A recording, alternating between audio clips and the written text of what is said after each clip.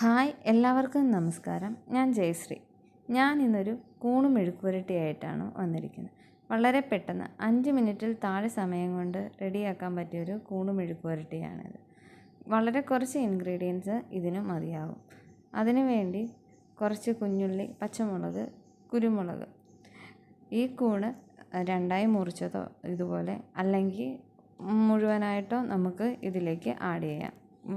വട്ടത്തിൽ അരിഞ്ഞ കുഞ്ഞുള്ളിയാണ് ഉപയോഗിച്ചത്. പച്ചമുളക് ആവശ്യത്തിന് ഉപയോഗിക്കാം, എരിവിനനുസരിച്ച്. കുരുമുളക് പൊടിയും അങ്ങനെ തന്നെ. ഓരോരുത്തരുടെ ഇഷ്ടത്തിനനുസരിച്ച് എരിവ് കൂട്ടുകയും കുറയ്ക്കുകയും ചെയ്യാം. ഇതിനു വേണ്ടി നമ്മൾ തയ്യാറാക്കാൻ ഒരു പാൻ അടുപ്പത്ത് വെച്ച് ചൂടായതിനു ശേഷം 1-2 സ്പൂൺ വെളിച്ചെണ്ണ ആഡ് ചെയ്യുക. അതിലേക്ക് ആവശ്യത്തിന് കടുകും. നന്നായി പൊട്ടിയതിന് ശേഷം കുഞ്ഞുള്ളി അരിഞ്ഞതും പച്ചമുളകും കറിവേപ്പിലയും കൂടിയിട്ട് നന്നായി വഴട്ടുക. ഒരു ഗോൾഡൻ ബ്രൗൺ കളറാകുമ്പോൾ നമുക്കതിലേക്ക് ആവശ്യത്തിന് അരിഞ്ഞു വെച്ചിരിക്കുന്ന കൂണും കൂടി ആഡ് ചെയ്യണം. ഇത് കുക്ക് ചെയ്യുമ്പം ഹൈ ഫ്ലെയിമിൽ തുറന്ന് വെച്ച് തന്നെ കുക്ക് ചെയ്യണം. ഇല്ലെങ്കിൽ ഈ കൂണിൽ നിന്നും ഇറങ്ങുന്ന വെള്ളം അതിൽ തന്നെ നിന്നൊരു കൂണൊരു റബ്ബറി പരുവം, ചവയ്ക്കുമ്പോൾ ഒരു റബ്ബർ ചവയ്ക്കുന്ന പോലെയാകും. അങ്ങനെ വരാതിരിക്കാൻ വേണ്ടിയാണ് നമ്മൾ തുറന്ന് വെച്ച് കുക്ക് ചെയ്യുന്നത്. കൂണിട്ട് കഴിഞ്ഞ് നന്നായി ഇളക്കിക്കൊണ്ടിരിക്കണം. ഇതിൽ നിന്ന് ഇറങ്ങുന്ന വെള്ളം ഇവാപ്പറേറ്റ് ചെയ്ത് പോകുമ്പോഴാണ് കൂണ് കറക്റ്റ് നമുക്ക് ടേസ്റ്റ് ആവുകയുള്ളൂ. അല്ലെങ്കിൽ വെള്ളം കിടന്നിട്ട് റബ്ബർ പോലെ ആയിപ്പോവും. അങ്ങനെ വരാതിരിക്കാനാണ് ഹൈ ഫ്ലെയിമിൽ വയ്ക്കുമ്പം പെട്ടെന്ന് വെള്ളം അതിൽ നിന്ന് ഇറങ്ങുകയും ചെയ്യും.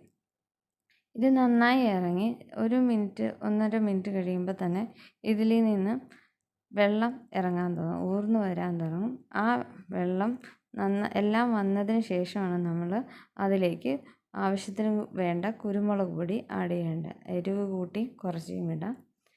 ഇതിൽ നമ്മൾ മഞ്ഞൾപ്പൊടി ആഡ് ചെയ്യുന്നില്ല, കാരണം ഇത് വൃത്തിയാക്കാൻ നേരം മഞ്ഞൾപ്പൊടി ഇട്ട വെള്ളത്തിലാണ് നമ്മളിത് സോക്ക് ചെയ്ത് വെക്കുന്നത് ഒരു 20 മിനിറ്റ്.